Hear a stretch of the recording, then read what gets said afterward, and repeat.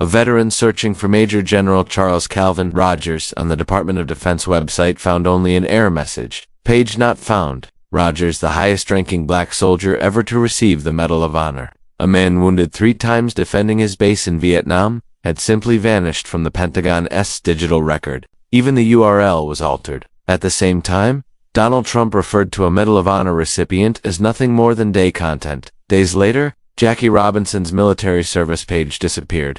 Training material about the Tuskegee Airmen was removed. Entire histories, not programs, not initiatives, histories of Americans who fought discrimination to serve their country, were deleted. In January 2025, Defense Secretary Pete Hegseth ordered all branches to purge DARE-related material from official platforms.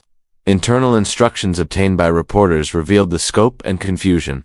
Content highlighting the first of any group was flagged: first black pilots, first female Marines, first Hispanic Medal of Honor recipients. Keywords like discrimination, racial equity, equal opportunity triggered automatic removals. Even material tied to commemorative months was targeted. A Pentagon official described the chaos. Some removed too much, some too little. Everyone feared retaliation. With vague guidance and tight deadlines, military staff were left with an impossible question: where does historical fact end and day content begin? The Air Force was the first to face public backlash. Training videos on the Tuskegee Airmen and women Air Force service pilots were scrubbed. These weren't political modules, they were essential American history. The Tuskegee Airmen, formed in 1901, proved that black Americans could fly fighter aircraft in a military that believed they could not. Their record was extraordinary. More than 400 enemy aircraft destroyed or damaged. 66 pilots never returned home. When the removals leaked, Tuskegee Airmen Inc. responded immediately.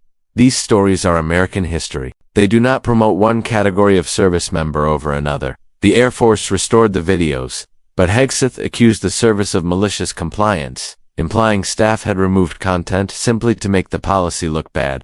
Others disagreed. If the order says remove material about first black pilots, what else would qualify? Colonel James Harvey III, a 101-year-old Tuskegee Airman, the first black jet fighter pilot to fly in Korean airspace, remained blunt when told his history had been taken down. I thought there was progress. Evidently there isn't.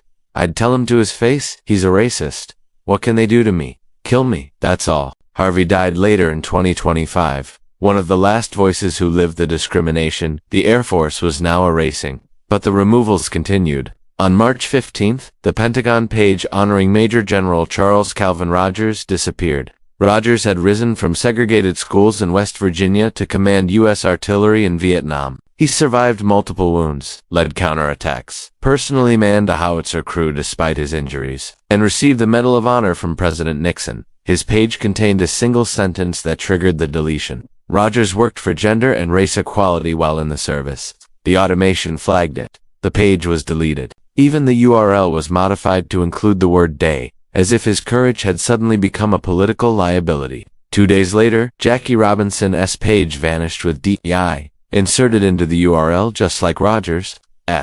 Robinson's military service was inseparable from race, rejected from officer training, accepted only after Joe Louis intervened, then court-martialed for refusing to move to the back of a bus that was already desegregated by regulation. His son called the removal surprising and disheartening.